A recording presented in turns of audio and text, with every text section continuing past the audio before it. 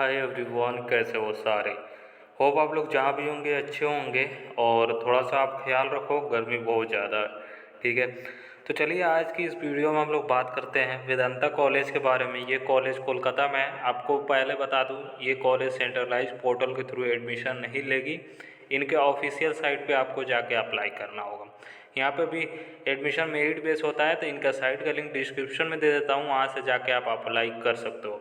अगर अप्लाई वाला वीडियो चाहिए स्टेप बाय स्टेप प्रोसेस, वो आप कमेंट करके बता सकते हो। अगर मुझे लगेगा आपको रिक्वायरमेंट है तो मैं बना दूंगा। ठीक है, चलिए अब हम लोग मेन टॉपिक पे चलते हैं। इनके बारे में हम लोग बात कर लेते हैं। थोड़ा सा मुझे टाइम लग गया। एक्चुअली क्या था, थोड़ा सा मुझे रिसर्च करना था, इसी के लिए मुझे थोड़ा सा टाइम लग गया। अब सेशन 2024-25 का एडमिशन प्रोसीजर से रिलेटेड हम लोग बात कर लेते हैं। उससे पहले हम लोग थोड़ा सा प्रोसीजर पे हम लोग चलेंगे। उससे पहले थोड़ा सा कॉलेजेस के बारे में जान लेते हैं। ये सामने जो फोटोग्राफ दिख रहा है, ये वेदांता कॉलेज का ही बिल्डिंग है और ठीक ठाक इंस्टीट्यूट है। अगर टॉप कॉलेजेस नहीं मिल रहे हैं यूनिवर्सिटी ऑफ कलकत्ता के अंदर, तो ये कॉलेजेस में आप जा सकते हो। ये भी अच्छा इंस्टीट्यूट है। ठीक है, यहाँ के सीनियर से भी मैंने बात किया था, तो मतलब ओवरऑल अच्छा इंस्टीट्यूट है। चलिए थोड़ा सा मैं थोड़ा सा कॉलेजेस के बारे में बता देता हूँ। कॉलेजेस के थोड़ा सा जानकारी दे देते हैं, क्योंकि मेरा जो बताने का तरीका है, सबसे पहले कॉलेजेस का थोड़ा बहुत नॉलेज आपको बता देता हूँ। ये अफिलिएटेड यूनिवर्सिटी ऑफ कलकत्ता से ये कॉलेज कोएड कॉलेज है, यानी बॉयज़ एंड गर्ल्स दोनों अलाउड हैं। इस्टेब्लिशमेंट काफ़ी नया इस्टेब्लिशमेंट है, 2019 में इनका इस्टेब्लिशमेंट हुआ है। एड्रेस इनका 33A शिव कृष्णा डाओ लॉन, कडापारा फूल बागान, कंकुरागाछी, कोलकाता। सॉरी, मैं प्रोनाउंस अगर गलत कर रहा हूँ तो आप मुझे करेक्ट कर सकते हो। वेस्ट बंगाल। ठीक है, तो मतलब थोड़ा सा आप एड्रेस देख लेना। जो वहाँ से होंगे, कोलकाता से होंगे, तो उनको एड्रेस के बारे में थोड़ा बहुत तो नॉलेज होगा। अगर जो आउटसाइडर अगर अप्लाई कर रहे हैं, तो यही आपका एड्रेस रहने वाला है, यहीं पे आपको जाना पड़ेगा। ठीक है, होप ये चीज़ें क्लियर हो चुकी है। अब हम लोग बात करते हैं इस वीडियो में हम लोग क्या क्या टॉपिक कवर करने वाले हैं। तो सबसे पहले हम लोग एडमिशन प्रोसेस से रिलेटेड बात करेंगे। इसमें एडमिशन प्रोसेस कैसे होता है वगैरह वगैरह, कोर्सेज़ क्या क्या ऑफ़र किया जाता है, उनके बारे में भी हम लोग बात करेंगे। इंटेक कैपेसिटी क्या है, इंटेक कैपेसिटी के भी बारे में हम लोग बात करेंगे। सीटों की संख्या क्या है, वो भी हम लोग बात कर लेंगे। फीस स्ट्रक्चर क्या रहने वाला है, वो भी हम लोग बात करेंगे। एलिजिबिलिटी क्राइटेरिया क्या रहने वाला है, उसके बारे में भी हम लोग बात कर लेंगे। और जो भी जानकारी होगा बीच बीच में आपके लिए बेसिक सेट जो भी डिटेल होगा, आपको जो भी बताना होगा, मैं डेफिनेटली बता दूंगा। तो चलिए अब वन बाय वन टॉपिक पे हम लोग चलते हैं और जान लेते हैं। तो एडमिशन प्रोसेस से रिलेटेड हम लोग बात कर लेते हैं। सबसे पहले तो एडमिशन यहाँ पे टोटली आपका मेरिट बेस होगा, यानी आपके क्लास 12 के मार्क्स के बेसिस पे आपका एडमिशन होने वाला है। कोई आपको एंट्रेंस नहीं देना होगा, टोटली आपका मेरिट बेस होगा। तो आपको 12th के मार्क्स जो भी होगा वो बेस्ट ऑफ 4 आपका कैलकुलेट कर लेंगे। ठीक है, तो अपने हिसाब से उसको जो भी होगा आप फिलअप कर सकते हो, जो भी आपके मार्क्स होगा और जो भी आपके सब्जेक्ट होंगे उसी हिसाब से कर लेना। ठीक है, होप ये चीज़ें क्लियर हो चुकी है। अब यहाँ पे कोर्सेज़ क्या क्या ऑफ़र किया जाता है ये समझ लीजिए। यहाँ पे बीए ऑनर्स का कोर्सेज अवेलेबल है। डिफरेंट आपको ऑनर्स कोर्सेज मिल जाएगा। बीएससी ऑनर्स का भी डिफरेंट आपको ऑनर्स मिलेगा। बीकॉम ऑनर्स और तीनों का जो भी जनरल कोर्सेज है, like BA general, BSc general, BCom general भी अवेलेबल है। अब बीए ऑनर्स के बारे में बात कर लेते हैं। तो बीए ऑनर्स के लिए आपको कौन कौन सा ऑनर्स मिलने वाला है ये देख लीजिए। BA Bengali honours, BA English honours, BA political science honours, BA sociology honours, BA geography honours और बीए जनरल। ठीक है, अब बीएससी के बारे में हम लोग बात कर लेते हैं। तो BSc botany honours, BSc chemistry honours, BSc physics honours, BSc mathematics honours, BSc zoology honours, BSc geography honours और बीएससी जनरल का भी कोर्सेस अवेलेबल है। तो मतलब अच्छा खासा कॉम्बिनेशन आपको मिलने वाला है। तो जिसमें आप कंफर्टेबल हो उसमें आप अप्लाई कर सकते हो। टोटली आपके ऊपर डिपेंड करता है, आप अपना ऑनर्स देखो, जिसमें जाना है उसमें करो। सबसे पहले ये भी बता दूं, पहले भी मैंने बताया था, आप कोर्सेज़ को देखो, कोर्सेज़ आपको कौन सा इंटरेस्टेड कोर्सेज़ है उसमें जाओ। ये ना कि बिना इंटरेस्ट वाले ले लिए, एडमिशन लेने के चक्कर में बाद में आपको ड्रॉप आउट लेना पड़े। इसलिए जो भी कोर्सेस लेना सोच समझ के आप कोर्सेस लो। ठीक है, क्योंकि जो कोर्सेस आप लोगे आपको 4 साल आपको पढ़ना पड़ेगा। ठीक है, तो उसको 4 साल आपको करना पड़ेगा और वो आपके कैरियर के साथ आपके लाइफ टाइम वो रहने वाला है। इसलिए जो भी लो सोच समझ के लो। अभी आपके पास अच्छा खासा टाइम है, आपको अप्लाई करना है तो आप इनके साइट पे जाके अप्लाई कर सकते हो। अभी डेडलाइन कोई अलॉट नहीं किया गया है, ये ध्यान रखिए। अब बात करते हैं बीकॉम ऑनर्स भी यहाँ पे अवेलेबल है और बीकॉम जनरल या बीकॉम प्रोग्राम जो भी आप बोल सकते हो वो भी अवेलेबल है। अब जनरल और ऑनर्स में क्या फ़र्क है ये समझ लीजिए। तो ऑनर्स कोर्सेज में आपको 4 साल का आपको डिग्री मिलेगा विथ रिसर्च। अगर आप 4 साल नहीं करना चाहते हो तो उसमें एंट्री एग्जिट का भी ऑप्शन काफ़ी ज़्यादा है। फर्स्ट साल में छोड़ोगे तो सर्टिफिकेट मिलेगा, सेकेंड साल में diploma in bachelor in diploma, third year में छोड़ोगे तो डिग्री मिल जाएगा बीए का, बीए बीकॉम बीएससी जो भी हो, और फोर्थ ईयर में करोगे तो विथ रिसर्च मिलेगा। और बीकॉम जनरल का ये सिर्फ 3 साल का ही कोर्स है, ठीक है। ये सब आप अपने हिसाब से देख लेना, क्योंकि इसमें मल्टीपल एंट्री एग्जिट है तो आपके लिए काफ़ी अच्छा खासा ये मिल जाता है। इसीलिए एनईपी को लागू किया गया हर यूनिवर्सिटी हर कॉलेजेस में। तो आपके लिए बेनिफिट है। ये ना सोचो कि 4 साल आपको जाना पड़ेगा, और ये सोचो आपको बहुत अच्छा ऑप्शन मिलेगा मल्टीपल एंट्री मल्टीपल एग्जिट के लिए। इसमें क्या होगा, अगर बीच में भी आप लेफ्ट करके जाओगे तो बाद में उसको ज्वाइन कर सकते थे हो। पहले क्या होता था, अगर बीच में छोड़ देते थे तो फिर से आपको एडमिशन लीजिए, फिर से आपको मतलब कंटिन्यू करना पड़ता था, शुरू से पढ़ना पड़ता था। इसमें मतलब अच्छा खासा एंट्री एग्जिट ऑप्शन का दिया गया है, तो ये आपके लिए ही बेनिफिट है। आप 3 साल में चाहो तो छोड़ सकते हो, ये टोटली आपके ऊपर डिपेंड करता है, ठीक है। अब ये भी कन्फ्यूजन आएगा कि ऑनर्स कोर्स और जनरल कोर्स में सबसे पहले कौन लिया जाए। तो सबसे पहले मैं बोलूँगा ऑनर्स लो, क्योंकि ऑनर्स कोर्स में आपको डीपली पढ़ाया जाएगा, डीप नॉलेज दिया जाएगा, ठीक है, एज कम्पेयर टू जनरल। तो इसलिए आपको ऑनर्स कोर्स को फर्स्ट ये प्रीफ्रेंस रखना है। उसके बाद अगर नहीं हो तो लास्ट ऑप्शन आप जनरल कोर्सेज में जाना, ठीक है। अब बात करते हैं हम लोग इंटेक कैपेसिटी कितनी है, ठीक है। इंटेक कैपेसिटी सबसे जान लेते हैं, क्योंकि हर कोर्सेज में कुछ लिमिटेड सीटें होती हैं, उनके पास अपने हिसाब से अपने इंफ्रास्ट्रक्चर के हिसाब से जो भी सीटें रहती हैं वो रखना पड़ता है। अब बात किया जाए तो बीए बंगाली ऑनर्स के लिए 37 है, बीए इंग्लिश ऑनर्स के लिए 37, बीए सोशोलॉजी ऑनर्स के लिए 37, बीए ज्योग्राफी ऑनर्स के लिए 37, बीए पॉलिटिकल साइंस ऑनर्स के लिए 37, बीए जनरल जो है उसमें नॉट मेंशन्ड है, ठीक है, यहाँ पे मेंशन लिखा है पर नॉट मेंशन वहाँ पे लिखना था। तो यहाँ पे बीए जनरल के लिए कोई मेंशन नहीं किया गया, तो इसमें भी अच्छा खासा सीटें मेरे हिसाब से रहने वाली। तो आप देख सकते हो जितने भी ऑनर्स है 37 है। बाकी जी बीए जनरल के लिए मतलब सीटें होंगी, मतलब अच्छी खासी सीटें होने वाली है, ठीक है। तो होप ये चीज़ें क्लियर हो चुकी है। बीएससी वालों के लिए देख लेते हैं। बीएससी बॉटनी के लिए 37, बीएससी केमिस्ट्री के लिए 37, बीएससी फिजिक्स के लिए 37, बीएससी मैथमेटिक्स के लिए 37, बीएससी जूलॉजी के लिए 37, बीएससी ज्योग्राफी ऑनर्स के लिए 37, बीएससी जनरल के लिए भी नॉट मेंशन है साइड पे, ठीक है, पर कोर्सेस अवेलेबल है, ठीक है, उस हिसाब से देख सकते हो। बीकॉम ऑनर्स के लिए 84 है और बीकॉम जनरल के लिए 141 है। तो इसमें भी मान लीजिए बीकॉम में 100 के आसपास तो होगा ही, सॉरी बीए जनरल के लिए भी 100 होगा ही, बीएससी जनरल में भी 100 के आसपास सीटें रहने वाली है। अब मेंशन नहीं है तो इसलिए मैं नहीं बता रहा हूँ, क्योंकि जो ये करेक्ट जहाँ पे दिया रहेगा वही बताया जा रहा है क्या। अब वहाँ पे अब अपने हिसाब से लिखना मुझे सही नहीं लगता, इसलिए मैं यहाँ पे नॉट मेंशन लिख दिया हूँ, ठीक है। होप ये चीज़ें क्लियर हो चुकी है।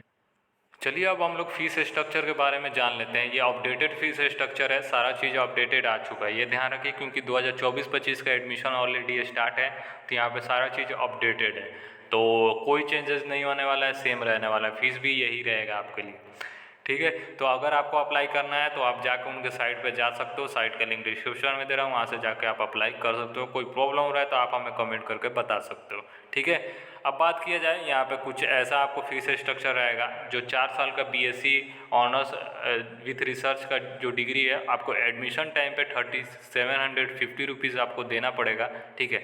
जब आपका मान लीजिए सीट मिल जाएगा तो उसमें आपको 3750 आपको देना पड़ेगा। उसके बाद आपको क्या होगा कि जब आपका क्लासेस होना स्टार्ट होगा तो उसमें वो लोग नोटिफिकेशन दे देंगे, वो बात की बात है, तो उसमें 4200 आपको देना होगा as a first semester fees, ठीक है।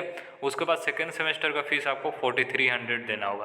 तो कुछ ऐसा आपका फीस रखने वाला है, ये मतलब 1 साल का आपका फीस ऐसे होगा। बाकी सेकेंड ईयर से आपको सेमेस्टर थर्ड फोर्थ का देना होगा, एडमिशन फीस आपको उसमें अब नहीं लगेगा। स्टार्टिंग में थोड़ा सा फीस लगती है, क्योंकि आपको एज ए एडमिशन फीस देना होगा, ठीक है। तो एडमिशन के टाइम पे 3750 रुपीज़ आपको देना होगा, उसके बाद 4200, उसके बाद 4300, ठीक है। 3 साल का जो बीएससी है उसमें 3750, उसके बाद फर्स्ट सेमेस्टर 1 में 4000, सेमेस्टर 2 में 4100। बीए ऑनर्स जो ऑनर्स विथ रिसर्च जो 4 साल का है, उनका फीस आपको एडमिशन के टाइम पे 2850 देना होगा, फर्स्ट सेमेस्टर में 3600, सेकेंड सेमेस्टर में 3700। 3 साल वाला जो बीए है उनमें आपको एडमिशन के टाइम पे 2850, उसके बाद फर्स्ट सेमेस्टर में 3200, सेकेंड सेमेस्टर में 3300। अब बात किया जाए बीकॉम ऑनर्स जो 4 साल का है ऑनर्स विथ रिसर्च, उसमें 3050 आपको देना होगा एडमिशन के टाइम पे, 4300 first semester, 4400 second semester. BCom general के लिए आपको देना होगा 3050 एडमिशन के टाइम पे, आपको फर्स्ट सेमेस्टर में 3900, सेकेंड सेमेस्टर में 400। होप ये चीज़ें क्लियर हो चुकी है, आपको फीस से रिलेटेड कोई डाउट नहीं आएगा। तो ये आपका फीस है, तो यहाँ से आपको स्क्रीनशॉट लेना है तो ले सकते हो या साइट से आप डाउनलोड कर सकते हो, टोटली आपके ऊपर डिपेंड करता है।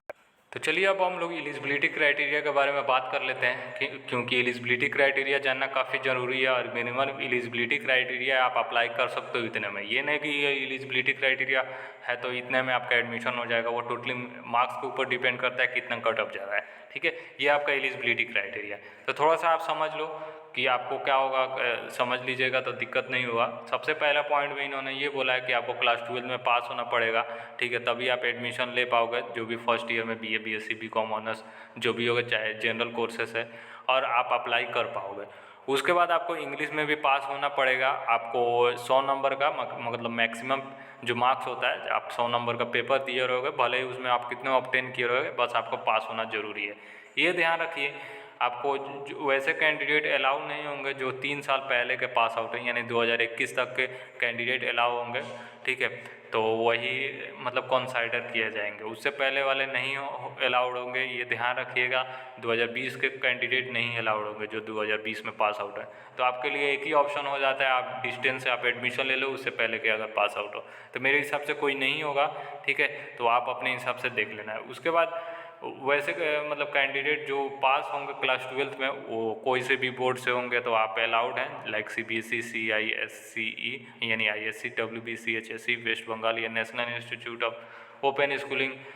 ठीक है, तो आपको मतलब कोई भी मतलब बोर्ड के अलाउड है, हर इंडिया कोई भी कोने से अप्लाई कर सकते हैं। ये भी ध्यान रखिए कि इनमें क्या है कि वैसे बोर्ड के लिए माइग्रेशन सर्टिफिकेट मतलब नहीं सबमिट करना होगा। ठीक है, उनको नहीं देना होगा। CBSE CISCE मतलब ISC WBC HSC ये बोर्ड वाले माइग्रेशन सर्टिफिकेट नहीं देंगे। ठीक है, चाहे national school of open schooling वाले होंगे, माइग्रेशन सर्टिफिकेट आपको नहीं जमा करना है एज पर कोलकाता।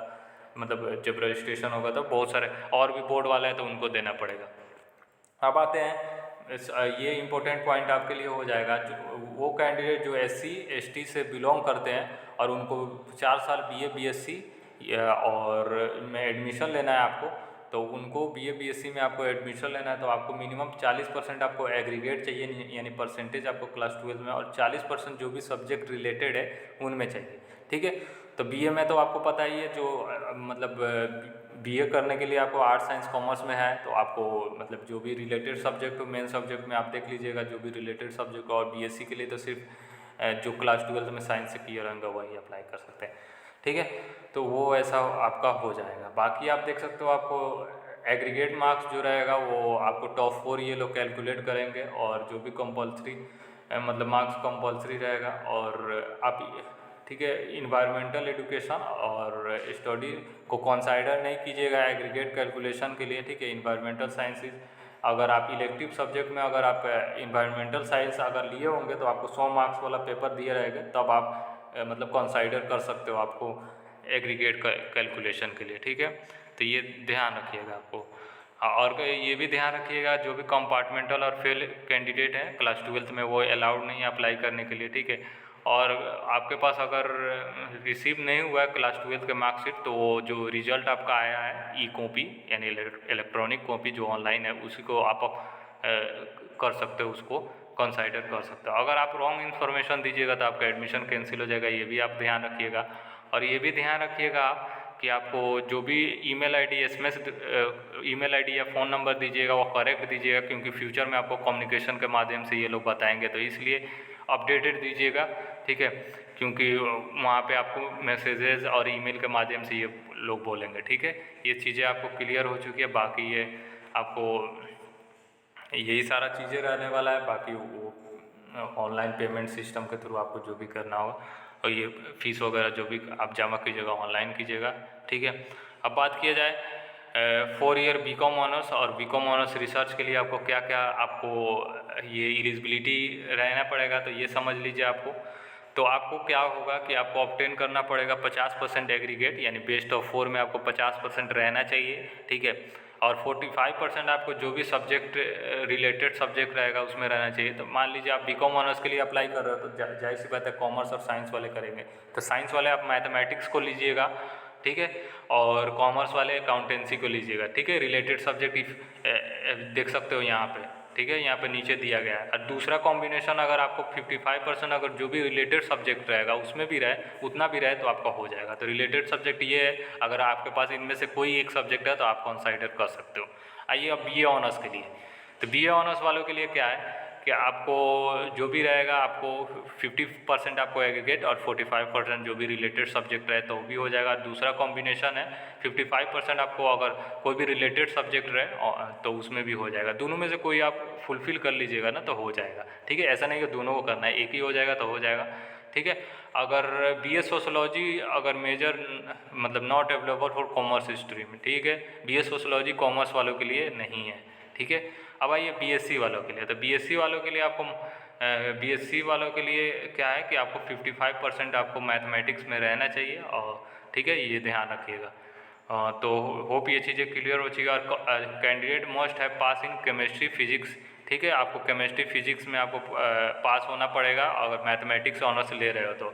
और बिजनेस मैथमेटिक्स आपको कंसाइडर मतलब नहीं कंसाइडर करना है, substitute for mathematics hence will not be eligible for BSc course, ठीक है, ये चीज़ें हैं। तो ठीक है, यही आपका रहने वाला है। बीए बीएससी बीकॉम के लिए आपको मैंने एलिजिबिलिटी बता दिया, बाकी एससी एसटी वालों के लिए भी यहाँ पे मैंने बता दिया। और रह गया जनरल वालों के लिए, तो जनरल वालों के लिए भी यहाँ पे आपको देख सकते हो, आपको जनरल वालों के लिए भी यहाँ पे वेट अ मिनट, यहाँ पे जनरल वालों के लिए मेंशन नहीं किया गया, ये बस बीएससी फिजिक्स वालों के लिए क्या क्या किया गया है कि 55% आपको फिजिक्स और पास रहना चाहिए मैथमेटिक्स और केमिस्ट्री के लिए। बीएससी केमिस्ट्री वालों के लिए 55% केमिस्ट्री में रहना चाहिए और पास रहना चाहिए मैथमेटिक्स में। बीएससी जूलॉजी वालों के लिए 55% आपको बायोलॉजी में रहना चाहिए। ये तो रह गया ऑनर्स के लिए। जनरल के लिए यहाँ पे मेंशन नहीं किया गया, तो आप यही लेके चलो, ठीक है। आप जो जैसे बीए बीएससी बीकॉम के लिए जो है, तो ये जनरल के लिए भी इतना ही परसेंटेज लेके चलो, ठीक है, तो वो हो जाएगा आपका एडमिशन। तो होप ये चीज़ें क्लियर हो चुकी है। बाकी आप मार्क्स डालोगे तो वहाँ पे आपको दिख जाएगा, एलिजिबिलिटी के हिसाब से आपका जो भी सब्जेक्ट रहेगा वो हो जाएगा। बाकी इतना ही देख के चलो, अगर वहाँ पे अगर नहीं कुछ ऐसा पोर्टल है तो यही लेके चलो मार्क्स, इतना आपके पास हो तो आप एलिजिबल हो अप्लाई करने के लिए। चलिए ठीक है, काफ़ी बातें हो गई और काफ़ी चर्चे हो गए, तो सारा डिटेल मैंने आपको बता दिया है, ठीक है। तो चलिए फिर मिलते हैं नेक्स्ट वीडियो में, तब तक के लिए बाय, टेक केयर और ख्याल रखिए अपना।